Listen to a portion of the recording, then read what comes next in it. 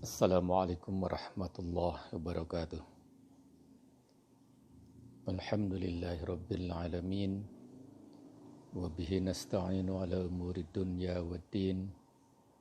Wa ala alihi wa sahbihi ajma'in. Ashhadu an la ilaha illallah wahdahu la syarika lah. Wa ashhadu anna Muhammadan abduhu wa rasuluh. Alladzi la nabiyya ba'dah. Allahumma salli wa sallim ala Rasulillah sallallahu alaihi wasallam wa ala alihi wa sahbihi ajma'in. Hadirin pemirsa Istiqamah TV, bersyukur kepada Allah Subhanahu wa taala. Allah masih memberikan kesempatan kepada kita untuk bisa menjalankan ibadat di bulan Ramadan ini. Sekalipun masih banyak orang yang berharap bisa melewati Ramadan dengan sehat, Allah panggil terlebih dahulu sebelum tibanya Ramadan. Kita yang dapat menikmati jamuan suci di bulan Ramadan ini, mudah-mudahan dapat memanfaatkan kesempatan yang diberikan oleh Allah Subhanahu wa taala, yang belum tentu kesempatan itu diberikan kembali kepada kita. Hadirin, di bulan Ramadan ini banyak sekali pahala-pahala besar yang diberikan oleh Allah Subhanahu wa taala. Ada ampunan, ada surga, ada rahmat Allah yang diturunkan setiap saat. Doa-doa dikabulkan oleh Allah. Rizki ditambah oleh Allah Subhanahu wa taala. Namun di tengah ujian yang diberikan oleh Allah Subhanahu wa taala dalam bentuk penyakit seperti sekarang yang merajalela di seluruh dunia, COVID-19. Makhluk yang tidak terlihat oleh mata dalam waktu singkat bisa menyebar di lebih dari 209 negara di dunia, termasuk Indonesia. Kalau makhluk itu bergerak sendiri tanpa perintah dari Allah, tidak mungkin itu bisa melewati 209 negara dalam waktu singkat. Karena itu kita sadari bahwa ini adalah ujian dari Allah. Makhluk Allah yang digerakkan oleh Allah untuk menguji manusia. Dan dengan ujian ini, banyak manusia yang merasa kecil di hadapan Allah Subhanahu wa taala. Bahkan harus merasa kecil karena memang kecil. Ekonomi terpuruk, pendidikan repot, ya. Masalah politik sekarang alhamdulillah agak mereda, ya. Keamanan juga barangkali perlu diperhatikan agak menghangat, ya. Sosial budaya juga tidak berkembang baik. Hampir seluruh tatanan dalam kehidupan ini di hampir setiap negara menjadi tidak berkembang dengan baik. Barangkali bukan gara-gara COVID-19. Ini adalah teguran dari Allah Subhanahu wa taala. Oleh karena itu, saatnya kita kembali kepada Allah, mendekatkan diri kepada Allah di bulan Ramadan ini. Ada pertanyaan yang menarik dari Abu Umamah yang disampaikan kepada Rasulullah Sallallahu Alaihi Wasallam di bulan Ramadan ini. Pertanyaan dari Abu Umamah, Ya Rasulullah, hai Rasulullah, amirni bi amalin bihi adkhulul jannah. Perintahkan kepadaku agar aku dapat melakukan satu amalan, di mana dengan amalan itu aku dimasukkan dalam surga. Jawab Rasulullah sallallahu alaihi wasallam, as-saum. Saum. Jadi amalan ini kalau betul-betul dilaksanakan dapat mengantarkan hambanya masuk ke dalam surga. Di surga ini hadirin, Allah turunkan 99 kenikmatan. Kita tidak bisa membayangkannya. Yang satu kenikmatan diberikan pada siapa? Yang satu kenikmatan Allah turunkan untuk seluruh makhluk yang ada di dunia sekarang ini. Yang satu kenikmatan itu diperebutkan oleh miliaran manusia, makhluk hidup, tumbuhan. Banyak yang merasa bahagia, merasa senang dengan yang satu kenikmatan yang diperebutkan oleh miliaran manusia itu. Bahkan tidak sedikit yang melupakan akhirat dengan kenikmatan itu. Padahal yang 99 kenikmatan Allah berikan kepada ahli surga yang tidak bisa kita bayangkan seperti apa yang 99 itu. Tidak diperebutkan seperti di dunia ini. Allah berikan untuk ahli surga itu. Dan salah satu kelompok orang yang disebutkan oleh Rasulullah Sallallahu Alaihi Wasallam akan masuk surga adalah orang-orang yang melaksanakan saum dengan benar. 1 bulan hadirin. 1 bulan kita laksanakan saum dengan benar. Jaminannya adalah kenikmatan abadi di surga. Hanya Rasulullah Sallallahu Alaihi Wasallam mengingatkan kepada kita, rubba shaim. Banyak orang yang mengaku dirinya saum, padahal dia tidak saum. Dia hanya menahan al-ju' wal atos. Dia hanya menahan lapar dan dahaga saja. Dia tidak saum. Menurut dia saum. Sejak terbit fajar dia tidak makan, dia tidak minum, kemudian baru makan dan minum pada saat terbenam matahari. Orang menyebut saum, tapi kata Nabi, banyak orang yang ngaku dirinya saum, padahal dia tidak saum. Kalau dihubungkan dengan hadis lain yang diriwayatkan oleh Muslim, "Man lam yada' qauluz zur wal 'amala bih", barang siapa yang tidak mampu menghindarkan dari perkataan kotor dan dari perbuatan yang tidak terpuji, "Falaisa lillahi hajat ayyada' ta'amahu wa syarabahu". Allah tidak butuh saumnya orang-orang itu, sekalipun dia menahan dari lapar dan dari haus. Sekalipun dia menahan dari makan dan dari minum. Allah tidak butuh, kata Allah. Kalau disebut Allah tidak butuh saumnya orang-orang seperti itu, maka di hari kiamat tidak dikelompokkan pada orang-orang yang saum. Siapa dia? Mereka yang tidak mampu menghindarkan dari perkataan kotor dan dari perbuatan yang tidak terpuji.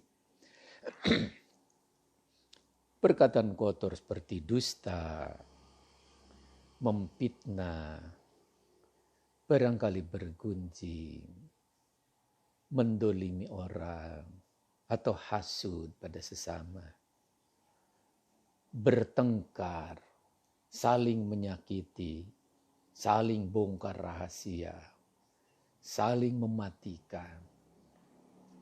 Itu ada sikap yang tidak terpuji. Perkataan kotor dan perbuatan yang tidak terpuji.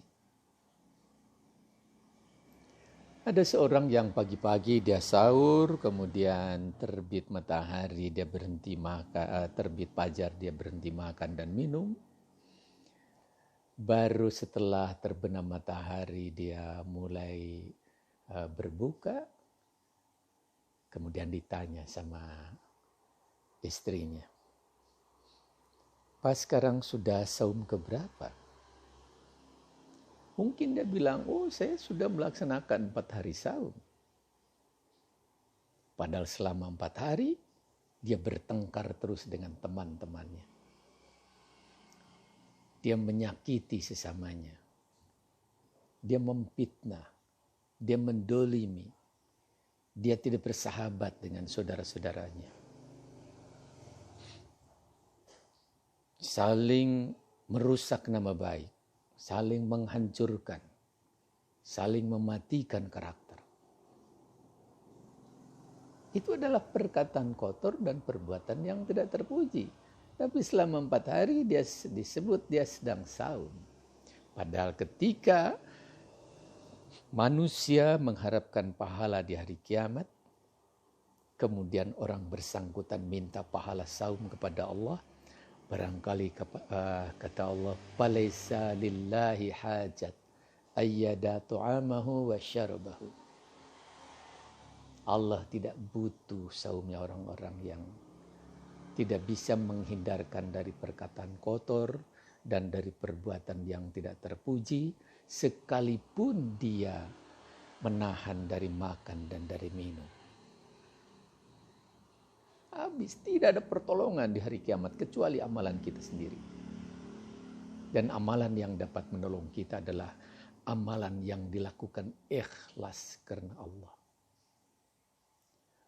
Orang yang bekerja, yang beramal, yang beribadat ikhlas karena Allah, pasti dia tidak akan mendolimi orang.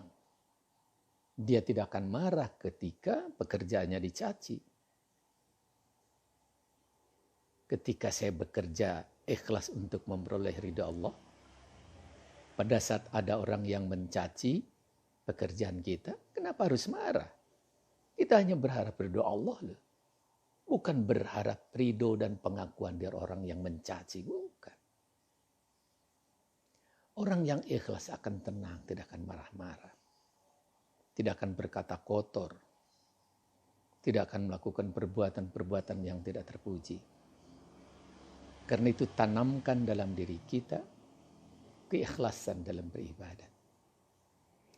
Karena orang-orang yang tidak ikhlas dalam beribadat, tidak diterima amalnya oleh Allah. Barang siapa melakukan amalan tidak ikhlas karena Allah, Allah tidak menerimanya.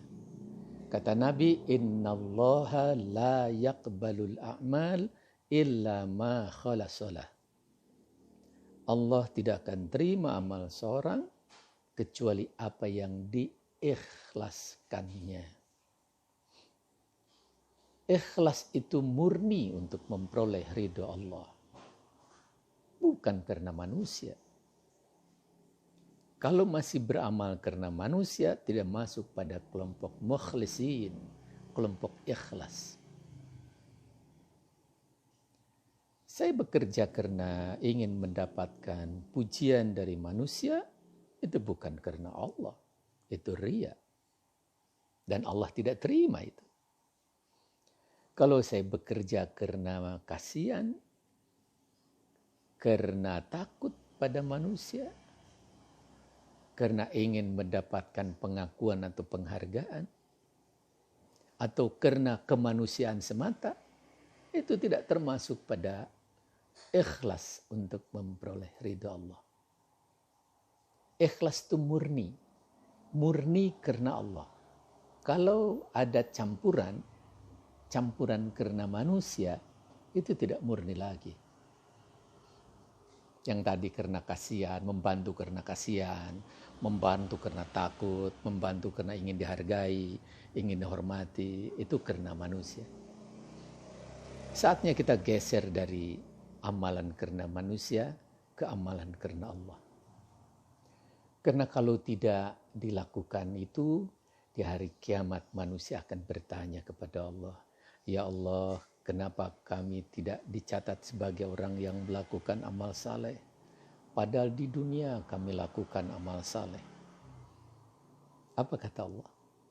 Apa kamu tidak ingat? Kamu lakukan itu bukan karena aku, tapi karena manusia. silahkan cari manusia yang kau harapkan. Habis itu amalan itu.